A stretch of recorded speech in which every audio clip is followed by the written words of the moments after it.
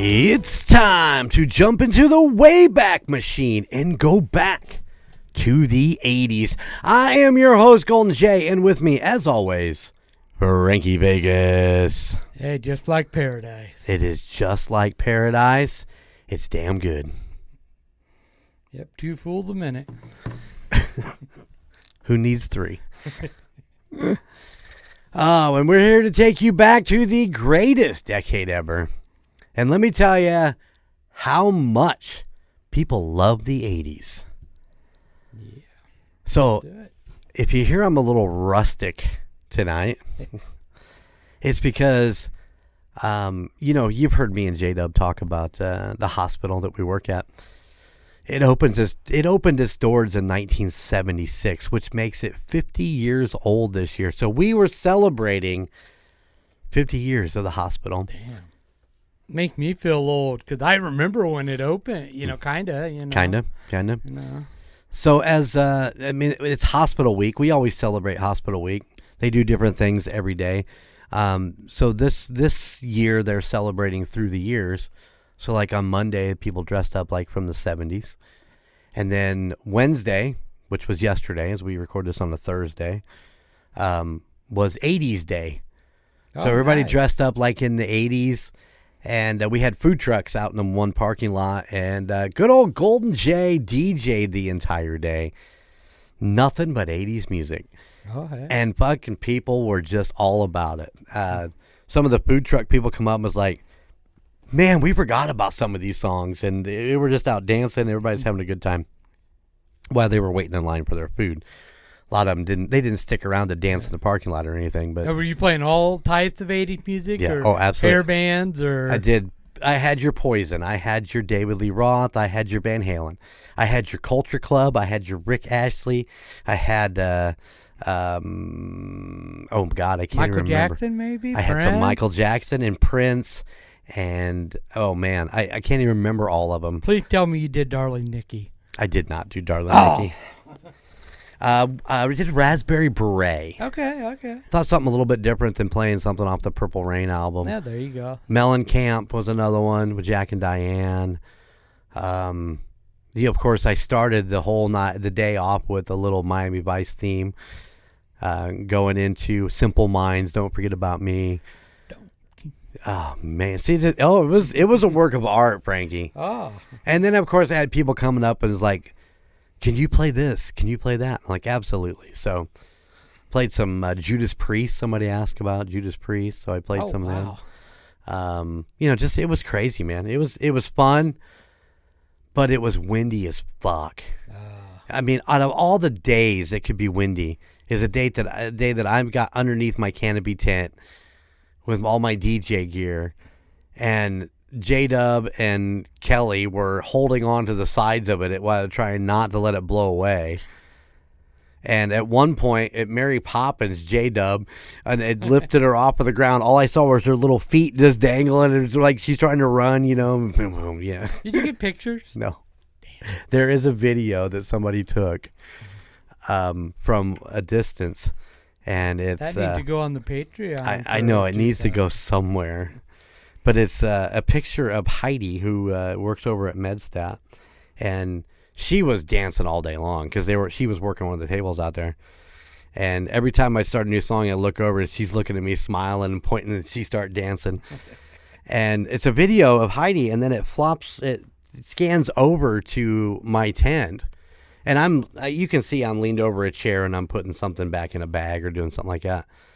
But J-Dub's on one side of the tent holding on, both hands on the rail, and she is just rocking and rolling. It looks like a monkey.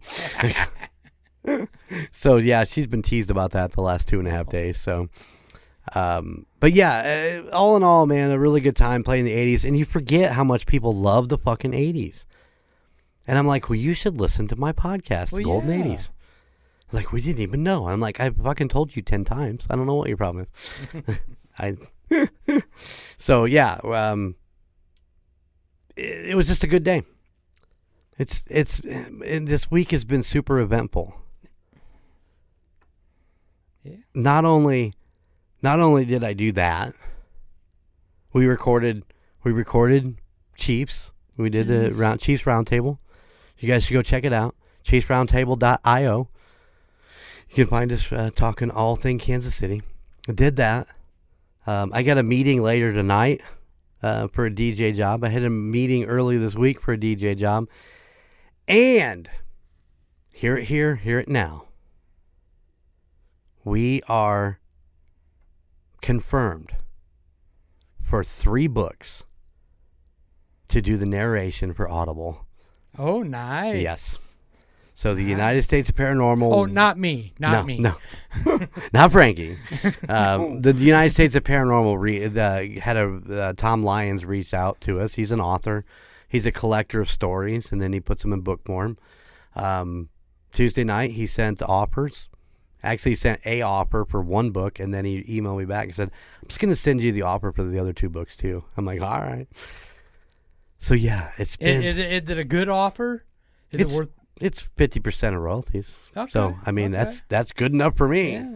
It's a great way to get our foot in the door. I wasn't trying to get like an exact number. I was just, was it worth the time? Was it like, yeah, hell yeah, let's do that? It depends on how much work it's going to take to get these done. I don't think it'll be extremely hard because he sent us the manuscript for volume. Well, he sent me manuscript for all of them, but yeah.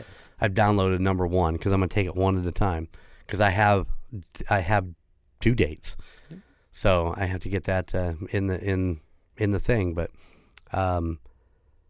I don't think they'll be terribly hard because the girls are very, very good at reading stuff, and I'm not horrible, but I do my own editing, so it'll be fine. Yeah, yeah.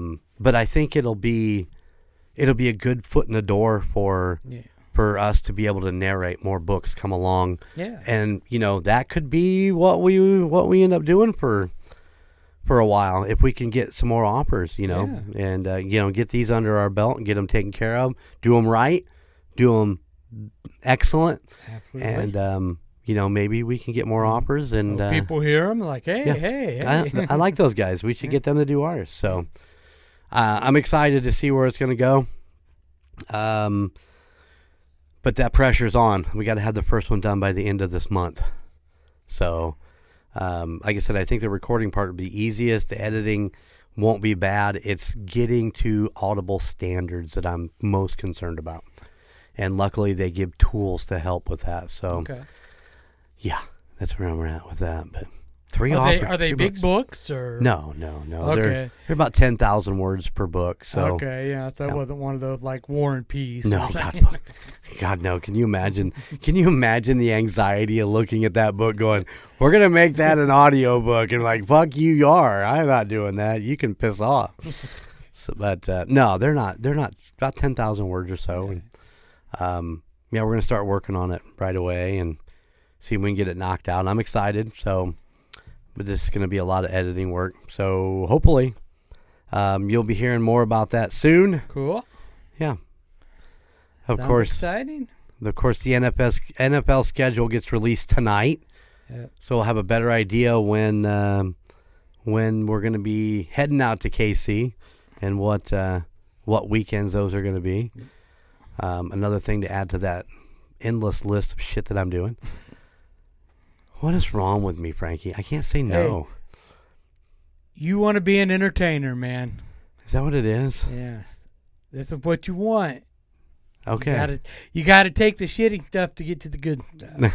I haven't had any shitty stuff yet. I haven't had any shitty things. You got to get through the hard Then eventually you'll have a staff working for you. Oh, that's true. You just go and sit in front of a microphone, say your piece, and say, all right. Somebody edit this fucker. Yeah, edit this fucking thing for me, would you? God. Do not bleep out every time I say fuck. That is bad. Oh, yeah. And, of course, you are going to have another stint on Real Terror coming up. Yes. I think I get to hang out with Brooke. Oh, my God. See, this is a little Catholic girl. I know that they said something about she went to Catholic school. And I need you. I need you to make sure you ask that question. Put that in your notes there that you need to ask this question. So, Yeah, I'm actually excited to. I'm not in the episode, but I will be in the room while the episode's being recorded. So I'm interested in watching how this all kind of plays out and how much screen time you're actually going to see Brooke on the video. So, because I think Frankie ought to be a real pervert when it comes to. Got to be respectful. Do not let me down. Do not let me down, Frankie Vegas. Don't do it. I'll try to throw some stuff in there. There you go. I don't think you're going to make her uncomfortable. So I don't want to do that. She definitely doesn't look like somebody who could get uncomfortable. She might tell you to fuck off. But maybe. Yeah, J-Dub does. Yeah, I mean, it's great. It's awesome. If you listen to her episode of Real Terror, Golden J and I were called dumbasses. So. We took a hell of a beating in that episode, didn't we? Did. Oh, man. Yeah, I got beat up pretty bad in that episode. So did you, Mr. Closet. Yeah. Welcome, Frankie Closet. His new favorite place to be. It's no longer Vegas. It's his closet. Yeah, that's going to stick. Yeah. So that's what old Golden J's been up to, Frankie. Good. Sounds exciting. All right, man. Hit me up. Hit me up. What have you been up to? Not a damn thing. I'll be real honest. I have not done anything since our last recording. Just working, sitting at home, trying to relax as much as I can. Yeah. I just been trying to watch a little bit of hockey, messaging back and forth with Lance. Really? Yeah, I've been watching. Cause right now in the playoff that we're recording, the Vegas Knights, Go Knights, are taking on the Anaheim Ducks, which let's redo that. Okay. Isn't that the Golden Knights? Oh, the Vegas Golden Knights. That's right. Make sure you get that in there. Yeah. The Golden Knights. Yeah. And they're taking on the Anaheim Ducks. Are they beating the Ducks? They are ahead 3-2 right now. Oh, wow. Let's go Knights. Beat those Ducks. So, you know. So you've been watching the Avalanche then too? I haven't been watching that. The only ones I've been watching. Right, by the time I get home, it's later, and then that's the game coming on because, well, it's West Coast. Right. That's fair. That's absolutely fair. I haven't watched any hockey. The fantasy league is lost. That was over my head. It's lost to me at this point. And I mean, you know, take your jab right here. Where the hell's the Puck Yeah podcast to keep me up to date? I don't know. Wonder Bread? Yeah. Yeah, you gotcha. You heard it. I'm sure by the time this episode comes out, the fucking whole playoffs will be over with, but I don't know how long they go into the season, but I have no clue. Like I said, I just started watching. I said, "Oh, Knights and Ducks. All right." Yeah, cool. Let's go. There we go. Let's go. Let's go. I mean, yeah. I mean, why wouldn't you? Yeah, being a Vegas guy yourself. Yeah. Yep. Yeah, I haven't watched any hockey. I saw it come up the other night, and I was like, I should watch something. And then I got busy doing other stuff. So, as a matter of fact, this week's episode of Golden 80s, which came out today, which was the Sammy Hagar I Never Said Goodbye album, was edited at the very last second before it came out because I'm that far behind. And it's just been, like I said, it's been a crazy couple weeks, you know, getting back from Tennessee and trying to get caught up from everything that's being down there at the Bigfoot Festival and all that. Which, by the way, guys, it was a great fucking time. It was amazing. And little Rocker chick got to see a bear. She got to see a bear. She did get to see a bear. But you probably heard all about it in the Bigfoot episode of Tucson that came out a couple of weeks ago. But yeah, we had a blast, and it was great. So I'm ready to head off to the Mothman Festival next out in West Virginia. I think that's the next one on my list to do. Okay. If I get there this year, great. But definitely it's going to be on my list for next year. Good. So go hang out with Mason. I've already said something to Mason. He's like, you keep me up to date if you're going to be here. And I'm like, I will. So we'll just see who's got the time, I guess, is what it basically boils out to. Because it'll be a whirlwind trip. It'll like going to Tennessee. It'll like drive out one day, go to the festival one day, and drive home. But Mothman's a 2-day festival. It's like a Saturday, Sunday. I'm not sure. I've never been to it. I mean, I've heard of it, but I don't. Well, we researched it a little bit, so it's like Saturday and Sunday, which is weird because I thought it would be like a Friday, Saturday, but it's Saturday, Sunday, I think. And that West Virginia drive killer, man. I've done it. I've actually went down there, stayed for the day, and turned around and came back home. Oh, fuck that. You know, that's rough. But I had to go. I had to go down for my father and stepmom's anniversary party, but I couldn't stay, so I went down, stayed for a couple hours, turned around, and came back home. That was rough. Why would you? What is it? Is it 8 hours? It sounds about right. Maybe a little longer. I was gonna look it up. I mean, it's in Point Pleasant, right? Point Pleasant, West Virginia. There it is, right on top of my list. I probably already have done directions on this. I just forgot. Mm-hmm. Oh, actually, it's not that bad. It's only 5 hours and 19 minutes. Oh yeah, yours is closer. Mine's closer than where you started from before. Yeah, I mean to where I go. Oh, gotcha. Yeah, I mean that's definitely doable. I just did 8 hours standing on my head last couple weekends ago. So 5 hours and 20 minutes ain't shit. That ain't shit, Frankie. Yeah. It ain't shit. To get to my sister's house at 7 hours and 10 minutes. Oh, damn it. Okay, that's fair. Yeah. But yeah, so to get to Point Pleasant, 5.5 hours. Not bad. Definitely doable. Yeah. Definitely going to have to even look at it even harder since it's not... definitely going to have to look at it harder since it's not as far as, say, Tennessee.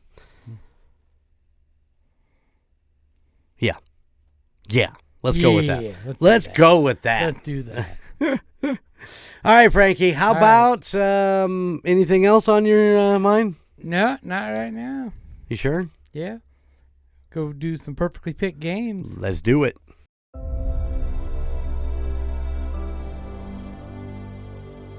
If you live for deals, you'll love Perfectly Picked Games. We run live auctions twice a week on the Whatnot app. Tuesdays for board games, Fridays for toys, both at 8:30 p.m. Eastern. Each show is packed with great picks, awesome prizes, and surprise finds. Whether you're a collector or you just love a good deal, this is your new favorite place to shop. Use code Golden Mojo and save 10% on your first purchase.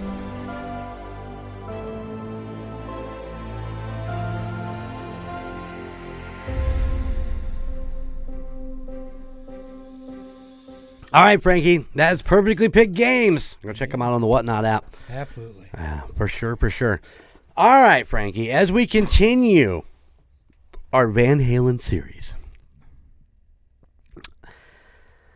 and we've covered a lot of Van Halen. We have. I'm ready to get out of Van Halen. I got to be honest. One more after this one. One more after this one. And I think for me, this is my favorite album of all that we've covered so far.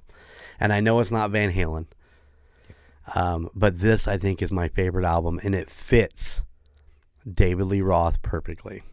Because today we're talking about his second full-length album, released on January 21st, 1988 on Warner Brothers Records. Just shortly after the commercial and critical success of the Eat 'Em and Smile tour. Today we're talking about the album Skyscraper. Yes, we are. Frankie, seriously, this is my favorite album of this group. Of all the Van Halen albums and everything, this is my favorite. And like I said, I know it's not a Van Halen album, but I mean, it is David Lee Roth, who was known to be the frontman for Van Halen. So yeah. And that's why we're doing it, you know. Yeah. It's all Van Halen adjacent, you know. Exactly. Listen, Steve Vai, Billy Sheehan, and Greg Bassanti. How do you pronounce his last name? You don't even know. I can't even. Bessonette. I'm going to go with that. Bessonette. I don't know that that's right, and I apologize. Yeah, I apologize, Greg. If I'm sure everybody fucks up your last name, but I just love this album. And as we get into it, I've got notes on some of the things that I really liked about it. So, do we have any? We don't have really anything background on it, except we'll talk about the one song that Steve Vai composed when he was 14 years old. Yeah. Anything else that really stands out? I mean, we'll talk about Billboard and all that stuff as we go. So, I guess, Frankie. Okay. We're just ready to go. All right, let's do it. Okay, we'll get into throw in the cassette tape, hit play. Man, come on, we got this on vinyl. We got it on vinyl? I have it on vinyl. Okay, well, put it on the turntable. All right.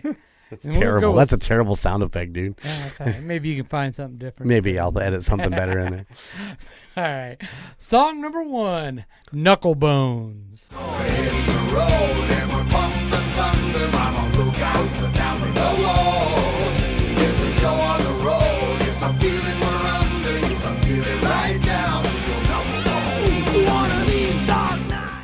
Frankie, I've listened to this album a million times. Yes. And in my last run, while I was making my notes, I'm looking at this and I'm thinking, what the hell is Knuckle Bones?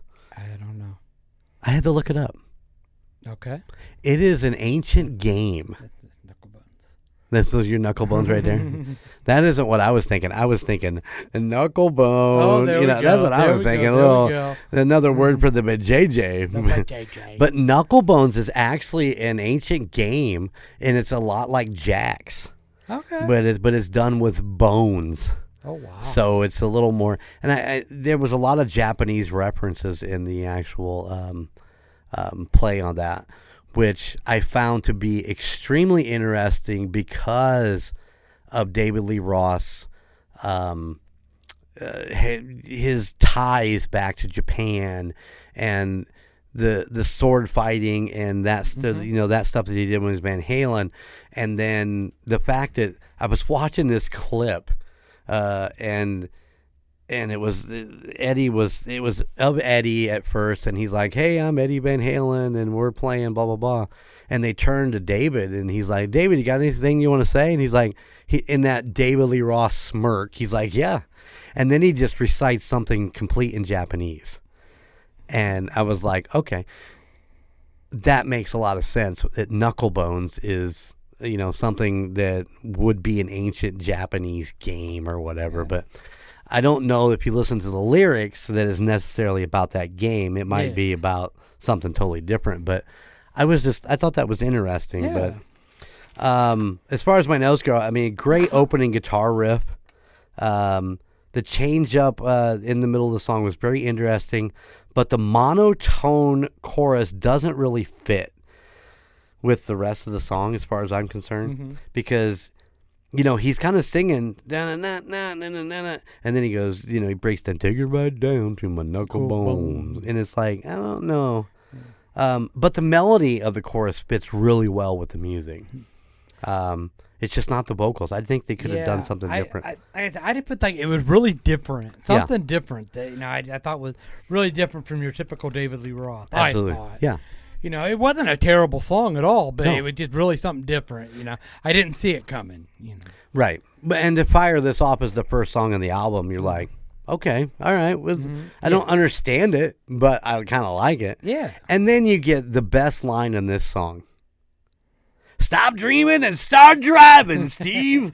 I mean, that is the best fucking line in this song. And I mean, I still repeat that line all the time when I'm talking about shit. But it's my favorite. That's my favorite line of the song. So, yeah. It just, the melody didn't fit the vocals. I think the vocals could have been reamped a little bit to be a little bit better. Running, rolling the road, and if want the thunder, gonna take him right down to my knuckle bones. It's like, Come on, Roth, get it up there. Grab your nuts and let's go up top. Come on, man. Yeah, let's go. It's just totally different, There's just totally different vibe, But I mean, do something different. Yeah, but I'm telling you right now, it's a good opening song. Yeah. And Greg and his brother both helped David write this song, so take it for what it is. Yeah. You ready for song number 2? Oh God, I don't know. Can I handle it? I hope so. Can I handle it? Yep. Song number 2, Just Like Paradise. This must be just like living in paradise. Just like paradise. And I don't wanna go home. And I don't want to go. This must be just like living in paradise. And I don't wanna go home. Seriously, dude, this is a fucking banger. Oh, yeah. This is a banger of a song. Love this. Probably of all the songs we've done on the Van Halen series, my favorite one. Right. Soup to soup, for we're crying out loud. You got all the right moves. You make me my heart out nightly. And that's all right with me. Yeah, I love this song, man.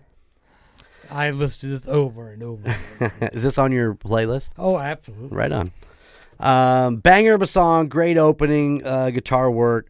That opening the opening verse line. Rockin' steady in her daddy's car. She's got the stereos with the big guitars, and that's all right. I think Golden J need to record this song. I don't know that I could sing it, to be honest. Because he does. You can doctor that stuff. I could drop it. You got an the octave. Equipment. Hey, listen. I never doctor my fucking any music that I did. There's no AI. There is no auto-tune. There probably should be, but there's not. Once again, great chorus, very singable, and all that amazing background guitar work that Steve Vai does in this song is just out fucking standing. And you'll hear me repeat this over and over again in this entire album for the rest of this podcast. You're gonna hear me say, and that fucking guitar work in the background, because it's like you lose it if you're not listening for it. And we've talked about this many times before. I love listening to the guitar work in the background because it helps build a song like people don't understand. Mm-hmm. It's not just a guitar playing a fucking C power chord. Vai is putting stuff back in there that if you took it out, you'd be like, what fucking song is this? Mm-hmm. So, that's my run on Just Like Paradise. One of my 3 favorite songs in here. I have one absolute banger that I love, my favorite song in here, but this one and a couple other ones I really, really love on this album. Okay. Fair. All right, song number 3. Bottom Line. Or The Bottom Line, I'm sorry.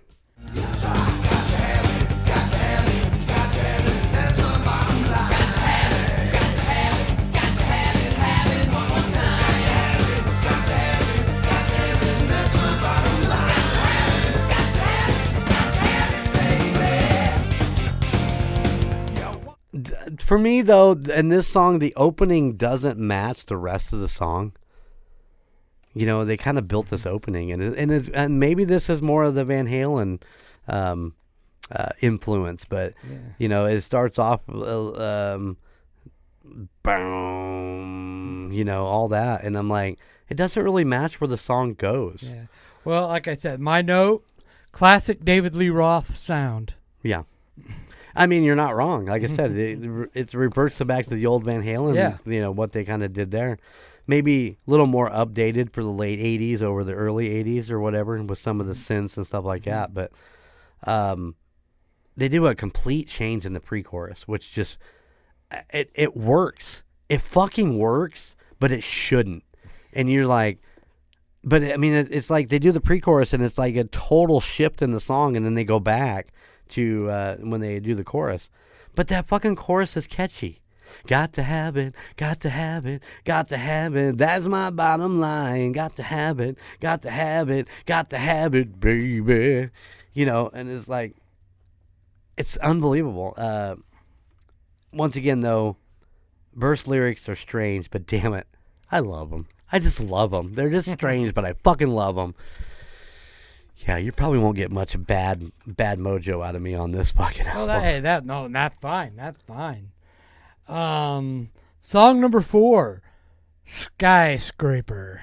Naked eye, crack the skies like lightning. Mama's little sonic boom is simply frightening. I'm a skyscraper.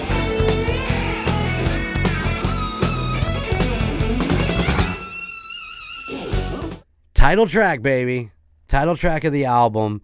That opening that shouldn't work, but it does. Once again, another opening that's kind of like, that shouldn't be there, but god damn it, look at it work like fucking unbelievable.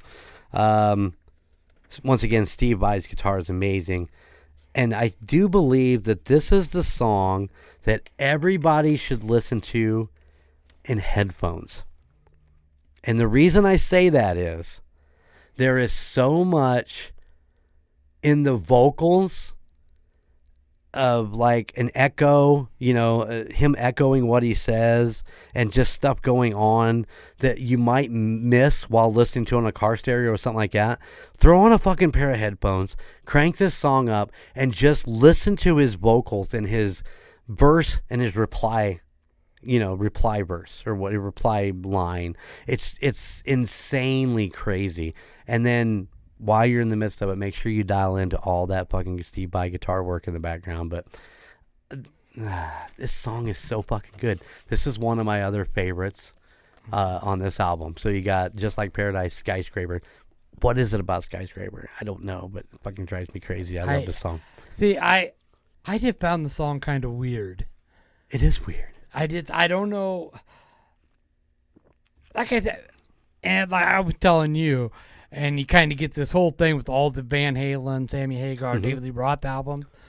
Music's great. Choruses are great. But everything around them, just, I don't know. I can't get into it, And then for one of those songs, it just kind of felt weird to me. And I don't know why, but it just did. There's a lot going on in this, and once again, like I said, if you listen to it in headphones, you can kind of hear all that stuff because you got it pressed up against your head, whereas in an open area you might miss it. But yeah, I get it. I get it why it'd be weird because it is. He's all over the place in this fucking song, and I think that's why I liked it so much is because it wasn't, a standard verse chorus type thing. They kind of moved it around a little bit. And I don't even know that skyscraper means a fucking thing in this song. Just, it's just kind of all over. I'd have to go back and read the lyrics to really get a full thing on this, but I didn't care. I love this song. Hey, that's great. Yeah, no, I mean, I'm not putting any of these songs down. It's this one fine. This one was just weird to you. Yeah. You think it was okay to make this the album title track? Skyscraper. Or would you have done one of the other many? I would have to. I'm sure when you're titling an album, there's a reason, right, of why you give it the title you give it. So I would have to hear why. Yeah. I don't. Would I have picked it? Probably not. I probably would have picked Just Like Paradise. Right. But But how close would that have been to? What was the name of the EP? What was the name of the EP? Oh my gosh. I'm drawing a fucking blank. Me too. We're old, man. Sorry. Somebody's yelling at us. Yeah. You know who it is, too. Shut up, Lance. Speaking of, I called him out on his... it's Kim Coates, goddammit. It's Kim Coates, not Kevin Coates. I get to do that because I'm the boss. That's right. Wow. Jesus. All of a sudden, I can't think of it. Jeez. I'm going to... You get it. Geesh. Now I got to go back. I'm going to go back. Hold on. Well, I just had it a minute. Crazy from the Heat was the name of it. Crazy from the Heat. Yeah. Yes. That was the name of it. So would it be too close to Crazy from the Heat to call it Just Like Paradise? No. Okay. Fair enough. Fair enough, Frankie. Fair enough. I would say no. Okay. Are we ready to move on to song number 5? Last song, side 1. And be prepared to talk about this song for the rest of the podcast. Okay. The song is Damn Good. Those were good times. Damn good times. Those were good times. Damn good times.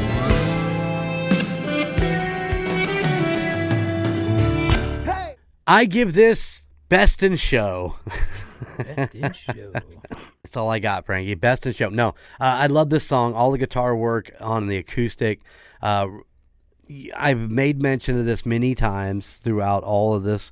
David Lee Roth's little storytelling, the way he writes lyrics. This is Roth's best storytelling song.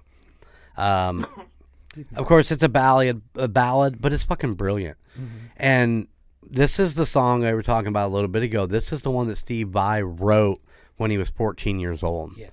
And it is just the acoustic creation that he has made is just unbelievable. I mean, it's just this is my favorite song on the album. Absolutely. When I bring up Skyscraper, this is the first one I play, and then I go back and start the album. Yeah. So, yeah, it's a great song. Yeah. It's damn good. Damn good. Yeah. The opening. I love the opening. That you drew me in. And then the rest of it didn't matter because I was into it. Right. Right. So, yeah, if you get an opening that draws you down, you don't give a shit. You just sit back, close your eyes, and just listen. Hey, take a look at this picture. Can you believe that was you? But who's that standing there in the corner? Not me. Oh, the crazy things we used to do. Yeah, it's great. It's great. I mean, I really did love the song. Yeah, this is best in show. And I love, like I said, I love this entire album. There's not really a song, maybe one on here that's kind of okay, but I mean, I love this entire album. And it's just crazy that I don't really like albums all the way through like I do this one. Yeah. And especially the weirdness of this entire fucking album. It is a weird. That's David Lee Roth. That's what you get with David Lee Roth. Yeah, pretty much. He's a weird motherfucker. And we love him for it, up to a point. Yeah, yeah. So we got to flip the album and get to the rest of the weirdness. And then song number 1, side 2, Hot Dog and a Shake.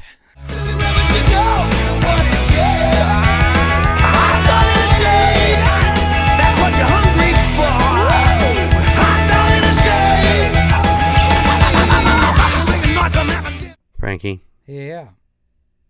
Upbeat song that you should not like just because of the title. But it's so damn fun. It's so fucking fun. Catchy chorus, driving bass, like most of the other songs on this album. Billy Sheen's driving bass is unbelievable.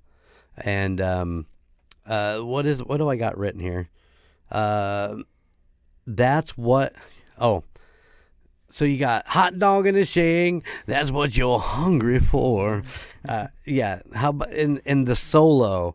And I thought when I did the listen back on this that the solo reminded me of something like Vinnie Vincent would have done. Just that style and the shreddingness of it, you know. I mean, it wasn't over the top by any means like Vinnie would do in some things. Yeah, he wrote it and they paid $2 million for it. So. David Lee Roth's the only motherfucker I know that would actually buy that off Vinnie Vincent. Be like, I'll take it. Yeah. But I thought it had a lot of Vinnie Vincent feel to that guitar solo, which I loved. I mean, I'm not picking on it by any means, but I'm not trying to downplay it. But I thought this song was so fucking good just because of the catchiness of the chorus. Mm-hmm. And then you're like, it shouldn't work. I shouldn't like a song called Hot Dog and a Shake. Yeah. There's just no fucking way that I'm going to like it. But I liked it. Yeah, I thought the same thing. I seen that title. I'm like, oh, this is going to be so stupid. And it turned out it's such a fun song. You can't help but Like, shit, I want to hear that again. Yeah, it was like, and I think I really need to. Yeah. For sure. Oh, yeah. All right. You ready for song number 7 or song number 2 on side 2? Let's go with 7. Okay, or number song 7. 2, whichever. Stand Up. Stand up, stand up. The more you do it, the less you fall down. Stand up, put your head in the clouds, put your feet on the ground. Stand up, for the time of your life, burn it up loud. Stand up. So I had a little bit of hesitation at the beginning of this song because originally I'm like, Billy Sheenan's bass at the beginning of this song is fucking awesome. But I'm not 100% sure it wasn't a synth bass line. Boom, boom, boom, boom, boom, boom. Couldn't boom, tell. boom, I boom, couldn't boom. tell. I don't know. But listening back to it, I'm like, is that Billy or is that some keyboard thing? But I'm gonna go with Billy because I love this opening as a bass run for this opening. Another catchy chorus. The vocals really work on this song. The highs and the lows that he does in all of the vocal ups and downs in this one. And like I said, the chorus is stand up, stand up. It just works so well. It's catchy. You're singing along as this fucking song's playing, and you're like, damn it, this is fucking David Lee Roth. I shouldn't be doing this. But you're stuck in it, and it's mind-boggling sometimes. Yeah, I felt like the more the song went, the more you got into it, if that makes any type of sense. Yeah, absolutely. Yeah. You kind of like, okay. I don't think the first verse will get you. I think it's once you hit that first chorus, then you're like, oh, okay, yeah, here we go. But like I said, that opening bass run, it might capture you a little bit to stick around. But those guys are such great musicians. All three of them. Steve, Greg, and Billy are just amazing fucking players, and what they put together in this album is absolutely astounding. So I agree. Yeah. Ready? Move on? Yep. Song number 8. Hina. Pull up on the silent sea. Isn't she the moon queen? Whispering in my dreams, you must come back to me. What do I got? Please say it's not about a grandma. No, it's not. Okay. Do you know what Hina? You don't know what Hina. Fuck it. I suppose you hated this song. This is your hate song. I wasn't a fan. This is your skip song. Yeah. And it's about his fucking grandma. You son of a bitch. No, I'm just kidding. Okay, so let me run through my notes and then I'm going to tell you what Hina is, okay? To me, Hina had a lot of Eddie Van Halen influence, guitar style in it. It sounded like something Eddie would do. A lot of the guitar sound, the whole thing is Van Halen. I think if you know what it means, the song makes more sense. Because this song doesn't make sense to listen to it. Because you do get that Hina, na na na na na na na. Hina means moon goddess in Japanese. Okay.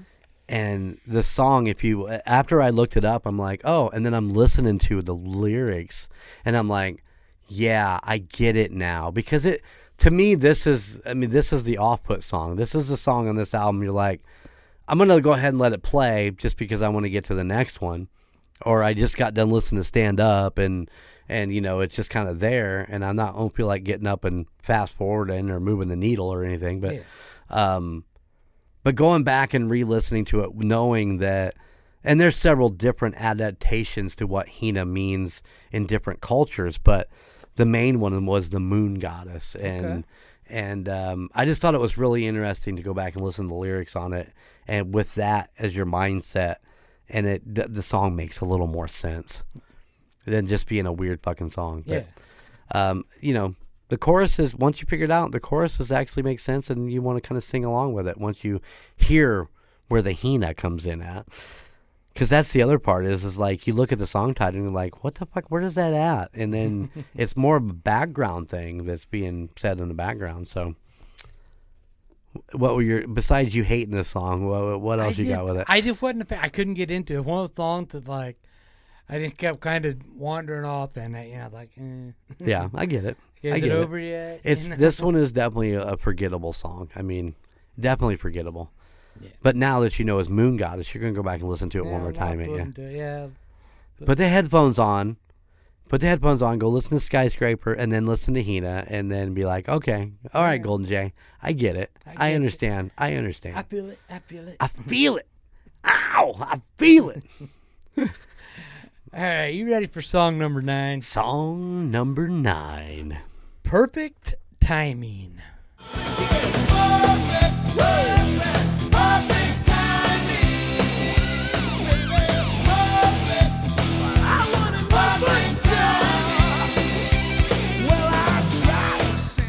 Simple opening guitar. Na na na na na. I mean, nothing spectacular, but it captures you, I think, from the very beginning. What else do I got?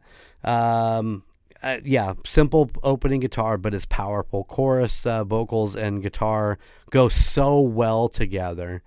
I mean, this is the one where you listen to it and you're like, the vocal melody and the guitar match. Okay. Perfect timing. And you can hear it right off the gate with that opening. Once again, catchy chorus.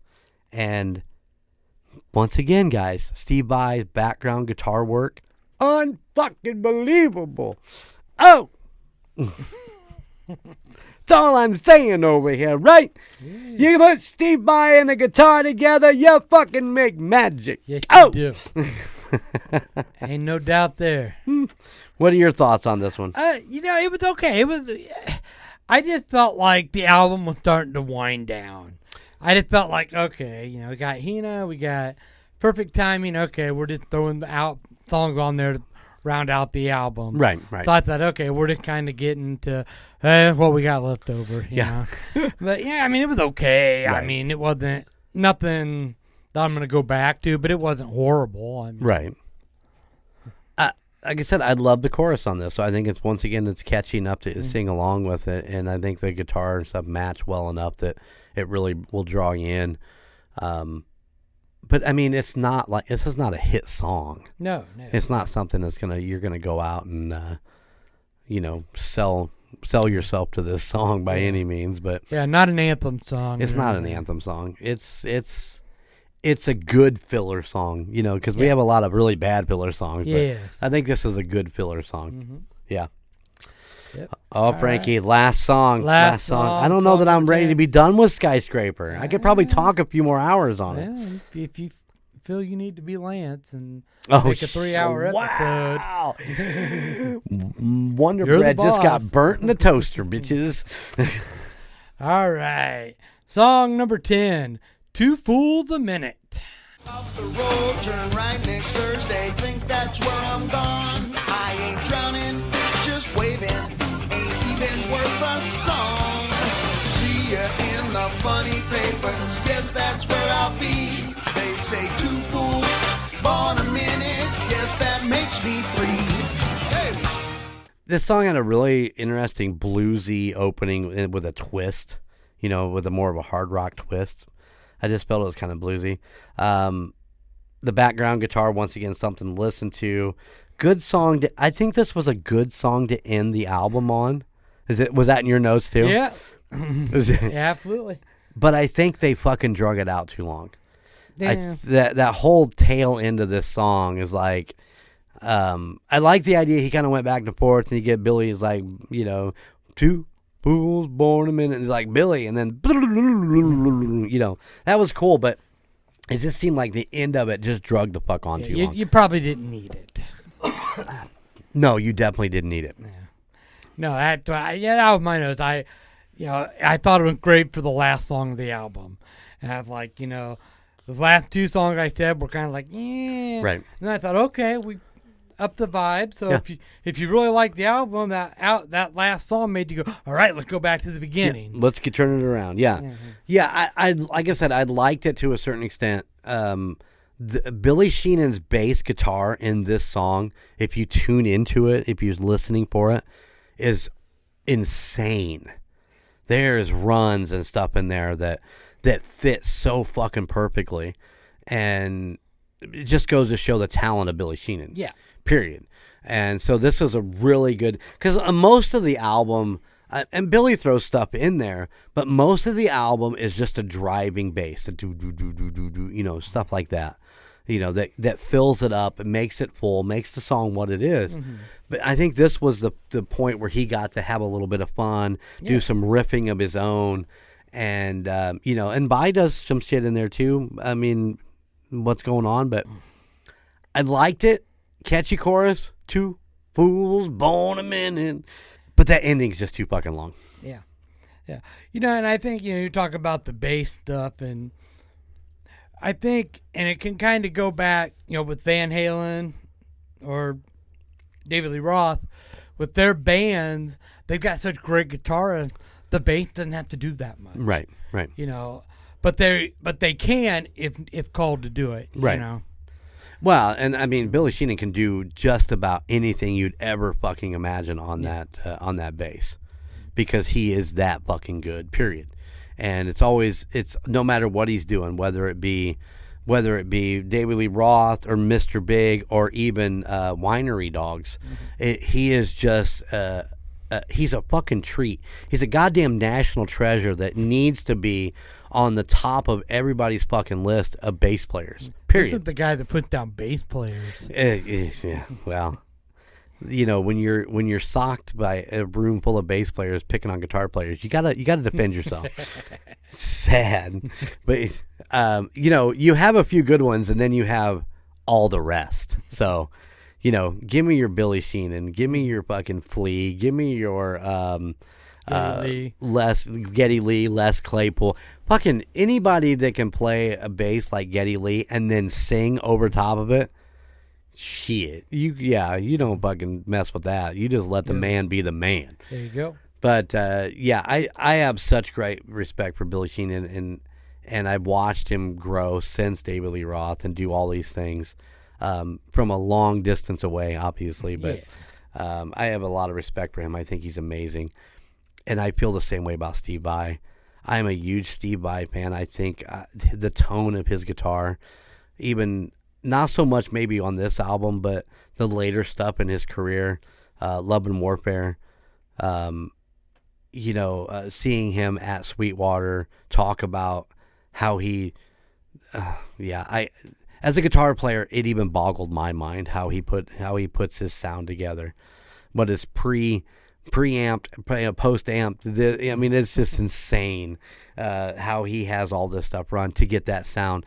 His sound is so fucking good. I love that sound so much. And I need to sit down with my rig and recreate that sound, because I'm pretty sure that with my pod I could do it. And I need to do it so I can have a nice guitar tone like Steve Vai. And talent. The talent that he has. And the funny thing is he was trained by, who Steve Vai took guitar lessons from at the very beginning? I've actually heard this, but I couldn't tell you off the top of my head. I know I've heard it before. Joe Satriani. That's right. Yeah. Joe Satriani. That's why they're such good friends and why they like to tour and do stuff together, because him and Satriani was already working to be an established artist when Steve Vai come up, and he kind of took him under his wing and taught him, and look what he created. It's unfucking believable. Mm-hmm. He plays Ibanez, and Ibanez is the best fucking guitar around. Period. Yeah, I couldn't. I take your word for it. I don't know the difference. I love my Ibanez guitars. Of course, I would absolutely love a Gibson Les Paul custom too, but for the money and the playability, I've been playing fucking Ibanez for 30 fucking years.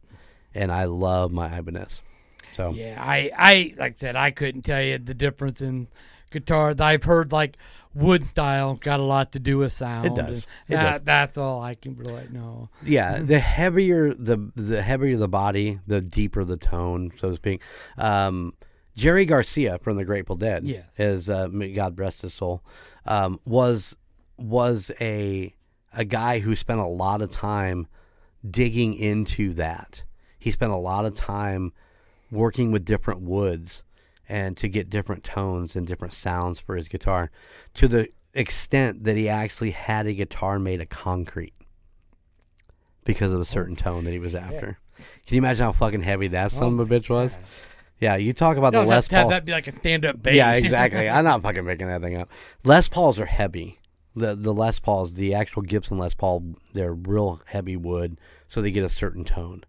And Ibanez's are a lighter wood, and we lean a little bit more on the effects pedal over actual clean sounds of an Ibanez, but they make their necks smaller, where when you wrap your hands around, it's not as thick as a lot of other guitars, which speeds you up and makes things a little bit easier. Once again, I love my Ibanez guitars. That's mainly what I play. You're looking behind me, ain't you? Yeah, because I have a couple different ones. Let me see if I can point this out. Let me see if I'm sitting here as I'm looking backwards. This right here, this Voodoo Rain guitar, because that's the VFR logo. That's for Voodoo fucking Rain. That's an Ibanez. Of course, this is a BC Rich, and that's more for the body style than it is anything else. This is not a every day I'm going to go play with the guy's guitar. This is, we're going to fucking crank up distortion to fucking 11, and it's going to be the grungiest fucking dirtiest thing you can play. This is all this you're going to get out of this guitar. It's not a finesse guitar. It's a fucking heavy metal guitar. And then if you look down right there, if you're watching on YouTube, this is a Fender Squier Telecaster. It's a beautiful, beautiful, clean guitar. You get a nice clean tone out of this guitar. And of course, then right here, this is an Ibanez hanging on my wall there. There's an Ibanez behind the speaker right here. What else do I got, Frankie?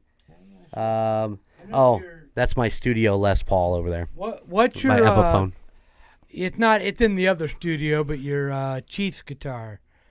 It's an Ibanez. It's an Ibanez. Yep. And that's I bought this off Marketplace. It's one of the lower end Ibanez's, what they call the Geos. And I bought it off Marketplace, and then I ripped it apart and put Kansas City Chiefs stickers on it, and on the Hey, it looked badass. That's all I know. I love this guitar. I had a lot of fun creating. I might have screwed up one of the connections. I need to tear it all apart and resolder a couple things, but because we're trying to take that thing off to put that sticker on, you had to take everything out of it. all the pickups and all that shit. And I might have screwed up one of the solder jobs of putting it all back together, so I need to fix that. But other than that, it's just a great rock guitar. Ibanez makes great rock guitars. My very first, I had a Gibson SG that I bought real young, but this was my first expensive one. Was an Ibanez 550, and I have it's the salmon guitar. It was a pink guitar, and I'm like, I gotta fucking have it. When I got my first tattoo, I'm like, that guitar needs to be pink to match my fucking guitar. But I love this. I love this guitar. It's been with me for 30 years, and I still play it on occasion. I don't play it as much as I used to because I play the Geos. Just because you're just picking them off the wall and calling it good, but I love that guitar. It's my baby. Cool. I've had it for a long time. But Steve Vai is a Ibanez guy. He plays the Gem, and it's just a damn good guitar. And that's on my list. I want a Gem, and I want a Gibson Les Paul before I die. I want to have them in my collection. So. Because I look good carrying a Les Paul. Let me tell you, I can rock out a Les Paul. There you go. But they're like $3,000. Oh my goodness. Yeah. Even on a cheap end one, if you. Oh, you can go cheaper and go Epiphone, but I don't want that. I want a Gibson Les Paul, and they range. You can get them between $15,000 to $3,000. So it just depends what you're looking at. That's crazy. Yeah, yeah, it is insane. To get a good one, you got to spend some money. So that's my front pocket rub for Steve Vai there. So enjoy that. I love Steve Vai, and if you get a chance to listen to just some of the other stuff, instrumental stuff, go check it out. It's a lot of fun. Passion and Warfare, I think is the name of it. I always get confused on that title, but yeah, do it up. All right, Frankie. All right. I love this album. I'm sad. Worth a listen. I'm sad that we're done talking about this album. It's just because it's one of my favorites of all time. Well, if you want to come back out here later tonight and do a bonus episode by yourself. It'll just be me jerking it while listening to the songs. Nobody wants to see that. Nobody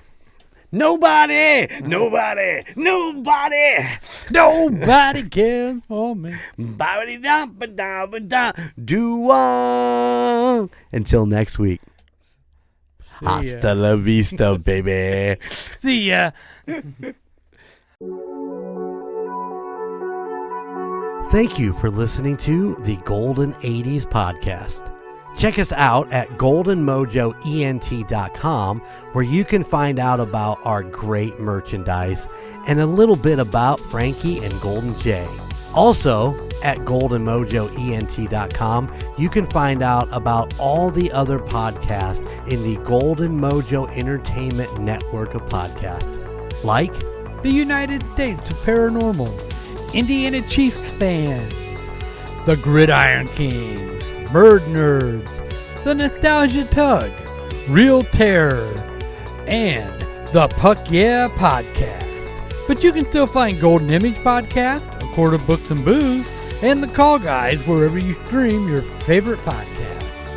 And if you have a story that you would like us to cover, just let us know at thegoldenimage80s@gmail.com. Please like, rate, and subscribe wherever you listen.